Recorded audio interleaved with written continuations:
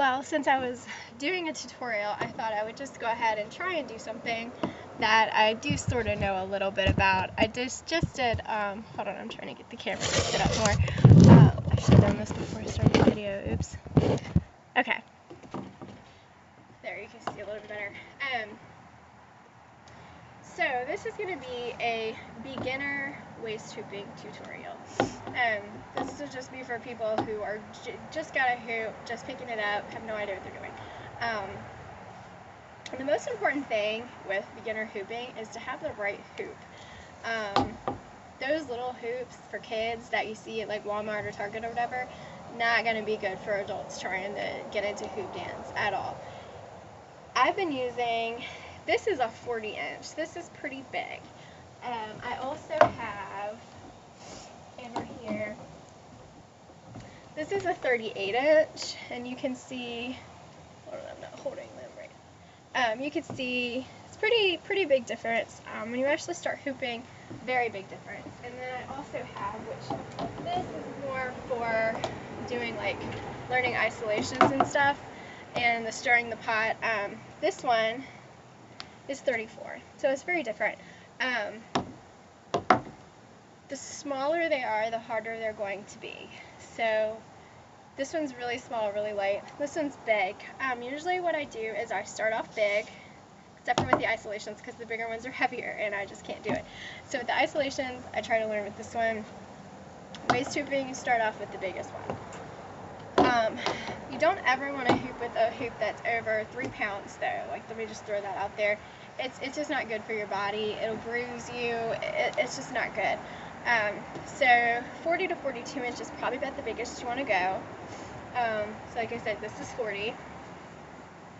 A lot of people, I let some people in my family try and hoop when I first got it, and there's a lot of like crazy. You don't have to do that. Start off, push it against the small of your back. You want to hold it like this. Kind of relax your arms where kind of the elbow, it's kind of like this. So that's kind of the stance that you want to start.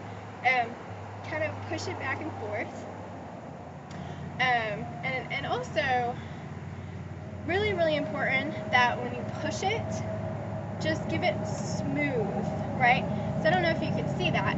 I think you probably can. It's really bright, so I can't see so much when I'm filming on here. But just practice like smooth. Like some of my family members, they push it all like that, or like push it where it just flops right down. That's not going to work. You need to get to a point where you're pushing like this, and it should go around 2 or 3 times before. Well, that was actually like 5 or 6 times. Let's actually see. Let's count. Hold on. 1, 2, 3, 4, 5.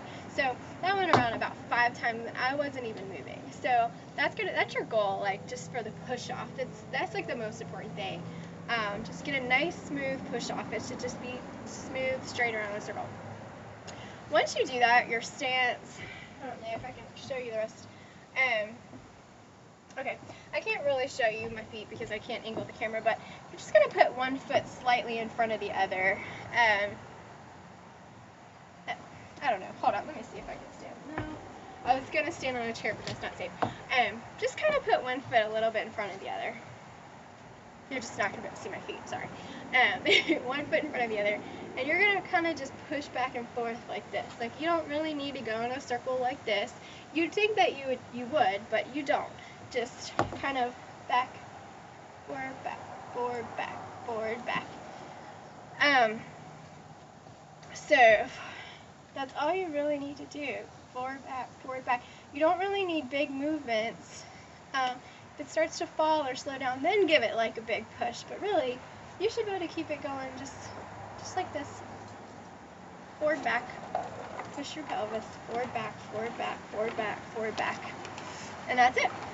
So, most important thing is your push off. Right? And then you just do little. And then once you can kind of get it going, just practice turning. Keep it going, and then just turn. Just turn. And then once you get used to it, you know, you'll be able to do lots of turns. You know, when you turn the other way, you're going to feel a little bit like you're in a washing machine because it's different.